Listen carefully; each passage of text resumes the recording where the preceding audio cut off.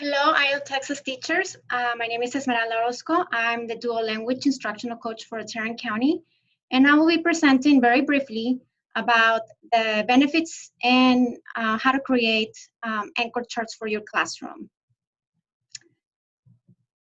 As you know, our mission, it's about ensuring that students master the English and Spanish and Chinese language.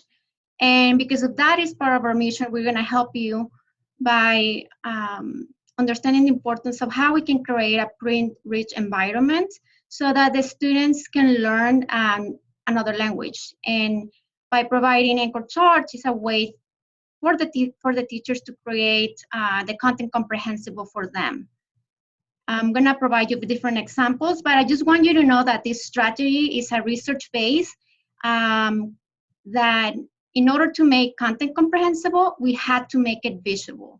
And a way to do so is by providing anchor charts in your classroom. Now, just know that there are many benefits. It not only makes thinking visible for students, but benefits for providing anchor charts in your classroom. It allows for culture and builds biliteracy. It also reflects the learning, and it allows for a second language acquisition. And it also provides the scaffold for the students that they need in order to acquire a second language. And not to mention, students love to make anchor charts. It also supports the bridge between the English to the Spanish language. Here is just one example of the lower grade level kindergarten of how the teacher used the alphabet in both languages. As you can see, the letters provide different academic or high frequency words, starting with the letter of whether it's English or Spanish.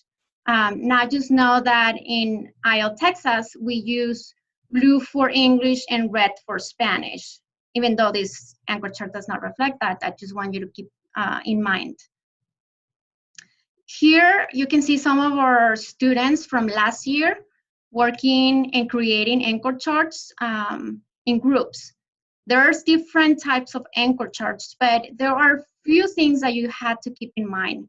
Before you even begin in creating anchor charts, when you're doing them with your students, you have to model. You have to show them and scaffold step by step on how that looks like.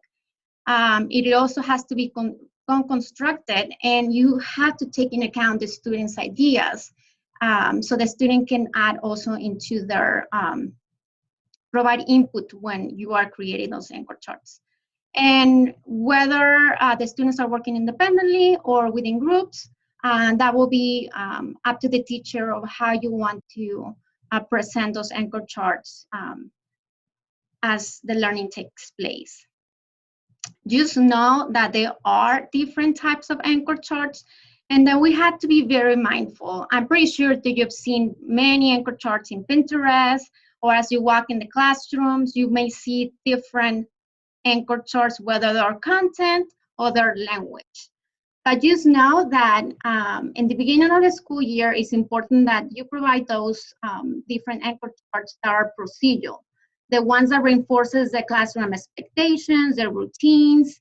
And then as the year progresses, you may perhaps want to introduce the different anchor charts that provides processes or strategies on how to solve problems or content anchor charts. So just know that there are a variety of different anchor charts, that it not only is procedural or content.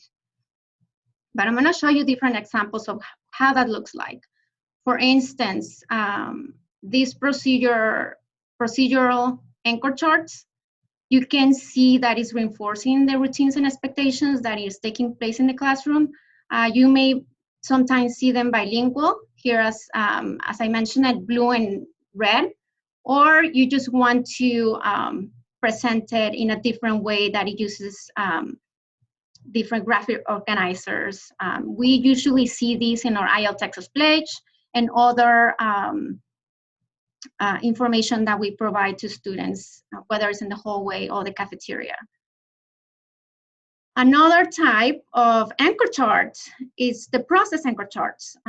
These are my favorites because when I'm introducing a concept or a skill that I want students to master, I create a routine, and that routine has to be visible. For instance, if I'm teaching students how to solve word problems, I want to provide those opportunities for students to be able to see an example. In this poster or anchor chart, you can see that it gives them both English and Spanish, the CUBE strategy to solve a problem, and a problem that students can always refer back in case they forget how to solve it. Another different type of anchor chart is a strategy anchor charts, which guides the students on how to work through processes. For instance, if we want a student to compare and contrast, and they don't remember how to do that, if you have these anchor charts available for them to reference, then it'll be easier for them to continue practicing whatever skill is that you're teaching. Another anchor chart is the content anchor charts, and these are fun to do. These are the ones that you usually want to create with your students. As you can see in this, in the unit of science, students were learning about different clouds, where the students created their own clouds, and it's also another opportunity to develop biliteracy by writing in complete sentences in English and Spanish, or whatever the skill that you want the students to master. You can see here another different anchor chart for social studies and historical figure. Just be mindful that whatever is that you're teaching in that unit, you want to make sure that you're always rotating your anchor charts. I wouldn't probably have my clouds the entire year. I know that the space is limited in the classroom, so just be mindful that these anchor charts can be rotating throughout the year.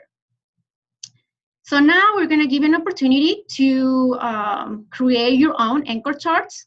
And at your campus, there should be a facilitator that will provide paper and crayons, markers, whatever you need for the first week of instruction. Now, it will be up to you whether or not you decide to do a certain content, whether you want to do a math anchor chart or a science anchor chart. That will be up to you.